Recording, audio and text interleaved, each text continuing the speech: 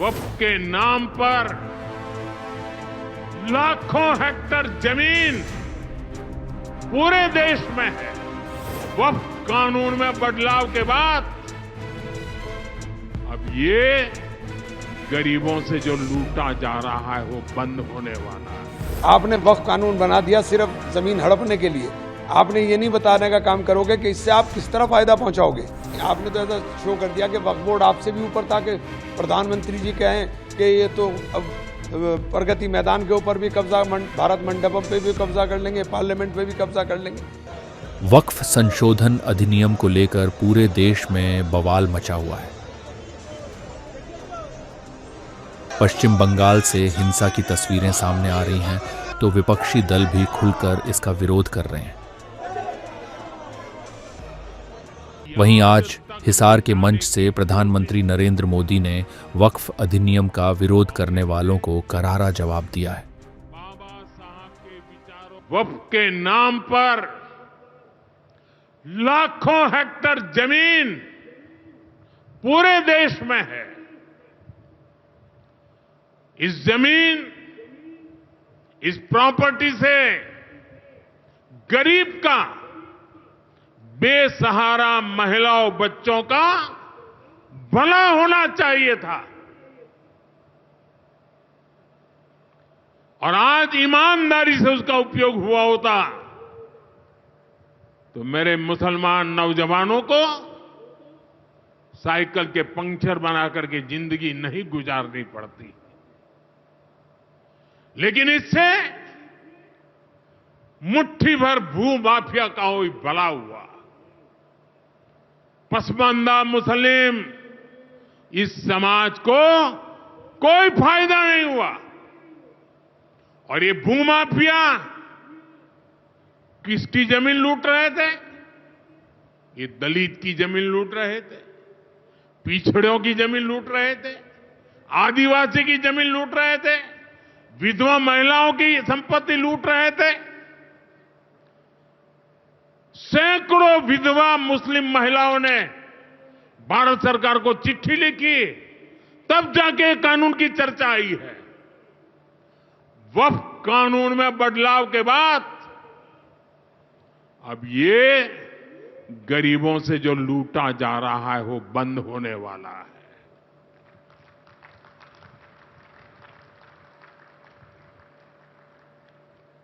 और सबसे बड़ी बात, हमने एक बहुत बड़ा जिम्मेदारीपूर्ण महत्वपूर्ण काम किया है।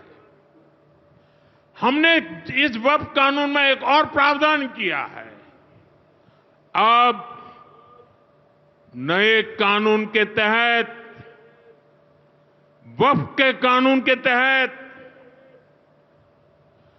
किसी भी आदिवासी की जमीन को हिंदुस्तान के किसी भी कोने में आदिवासी की जमीन को, उसके घर को, उसकी संपत्ति को ये वक्फ बोर्ड हाथ भी नहीं लगा पाएगा। लेकिन इस बीच कांग्रेस नेता इमरान मसूद ने पीएम मोदी के बयान का जमकर इसका विरोध किया। क्या कुछ कहा, सुनिए। पिछले 10 साल से आपकी सरकार, प्रदेशों में आपकी सरकार, आपने कितने वक्फ के भूमाफियाओं को जेल भेजा, कितनों के खिलाफ आपने कार्रवाई की, और कौन वो भूमाफिया आपने चिन्हित करने का काम किया। आपने तो भूमाफियाओं को खुली छूट दे दी इस कानून के अंदर। आपने सजा के प्रावधान को हटा दिया, आपने लिमिटेशन एक्ट हटा दिया, जिससे वो लोग जो कब्जा धारक लोग हैं वो एडवर्स पोजीशन में सुप्रीम कोर्ट में चले जाएं। तो जो आप कह रहे हो उल्टा, ठीक उसके उल्टा आप कानून में कर रहे हो। तो आपके कहने में और करने में दोनों में बहुत फर्क है। दूसरा, उन्होंने अभी ये भी कहा है कि मुस्लिम कांग्रेस जो है वो तुष्टीकरण की राजनीति करती है, मुस्लिम समुदाय को कोई फायदा नहीं पहुंचाया आज तक, उनको शिक्षा से वंचित रखा, उनको गरीब रखा, उनको कुरीतियों में बढ़ाया। आपकी 10 साल की सरकार ने अलीगढ़ मुस्लिम यूनिवर्सिटी का फंड लगातार घटा दिया क्योंकि उसके पीछे मुस्लिम लगा हुआ है। आपकी 10 साल की सरकार ने अल्पसंख्यकों को मिलने वाली छात्रवृत्ति को खत्म करने का काम कर दिया। आपकी 11 साल की सरकार ने जो मदरसे हैं उनको लगातार बंद करने का काम कर दिया। तो आप कर कुछ रहे हो, बता कुछ रहे हो। आप ये बताइए कि पसमानदा मुसलमान की आप बात करें तो पसमानदा मुसलमान के बच्चों की छात्रवृत्ति क्यों बंद की? क्या आप दोबारा शुरू करेंगे? देने का काम करेंगे? आपने वक्फ कानून बना दिया सिर्फ जमीन हड़पने के लिए। आपने ये नहीं बताने का काम करोगे कि इससे आप किस तरह फायदा पहुंचाओगे। भाई सरकारें आपकी हैं, वक्फ बोर्ड हमेशा सरकार के अधीन रहा। वक्फ बोर्ड कोई ऐसा तो है नहीं, आपने तो ऐसा शो कर दिया कि वक्फ बोर्ड आपसे भी ऊपर था कि प्रधानमंत्री जी कहें कि ये तो अब प्रगति मैदान के ऊपर भी कब्जा, भारत मंडपम पे भी कब्जा कर लेंगे, पार्लियामेंट पे भी कब्जा कर लेंगे। तो ऐसी लच्छेदार बातें आप बोल रहे हैं जो तथ्यहीन है और आधारहीन है। ये मुमकिन ही नहीं हो सकता है। कांग्रेस ने बाबा साहब आंबेडकर के साथ क्या किया? जब तक बाबा साहब जीवित थे कांग्रेस ने उन्हें अपमानित किया। दो बार उन्हें चुनाव हरवाया। कांग्रेस की पूरी सरकार उनको उखाड़ फेंकने में लगी थी। उनको सिस्टम से बाहर रखने की साजिश की गई। जब बाबा साहब हमारे बीच नहीं रहे तो कांग्रेस ने उनकी याद तक मिटाने की कोशिश की। कांग्रेस ने बाबा साहब के विचारों को भी हमेशा के लिए खत्म कर देना चाहा। डॉक्टर अंबेडकर संविधान के संरक्षक थे। कांग्रेस संविधान की भक्षक बन गई है। डॉक्टर अंबेडकर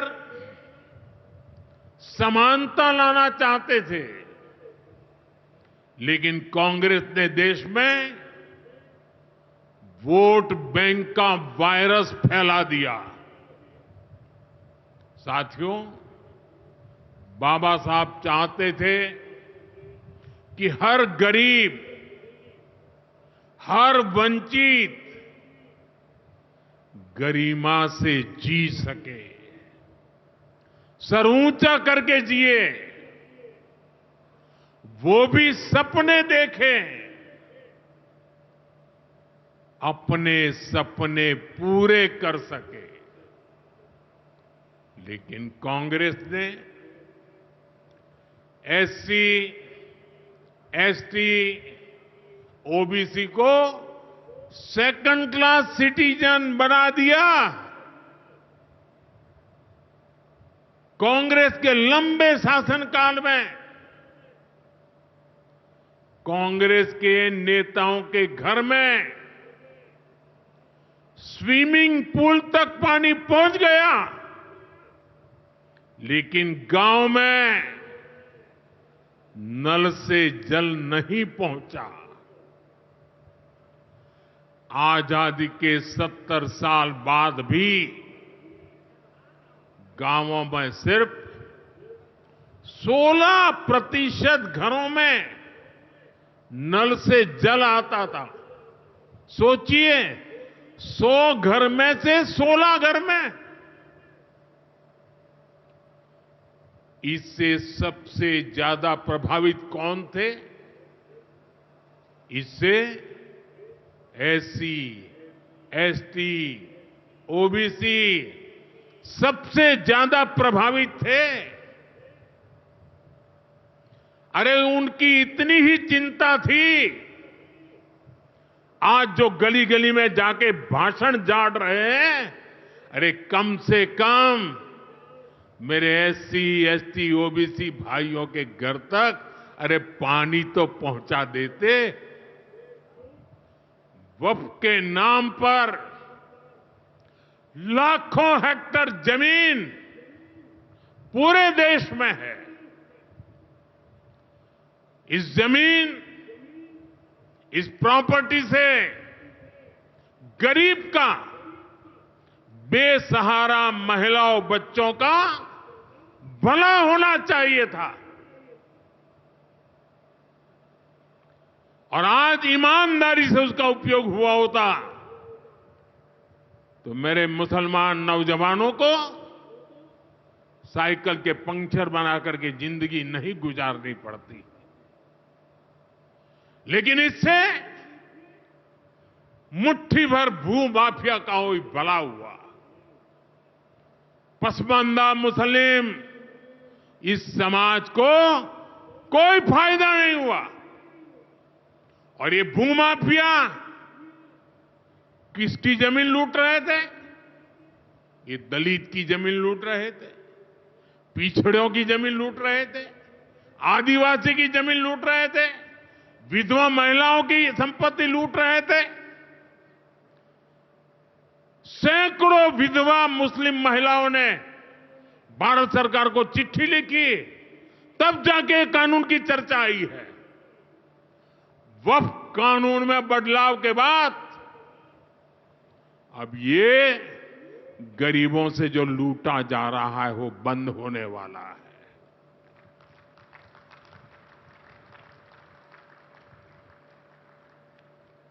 और सबसे बड़ी बात,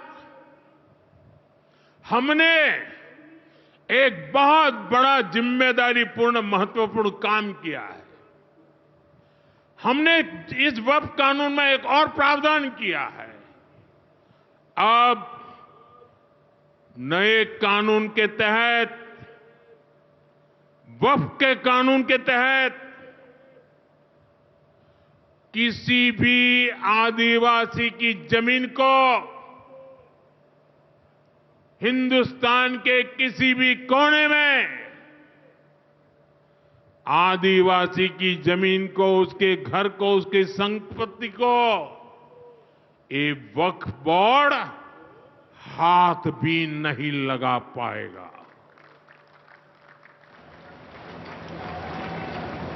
ये आदिवासी के हितों की रक्षा करने का, संविधान की मर्यादाओं का पालन करने का हमने बहुत बड़ा काम किया है।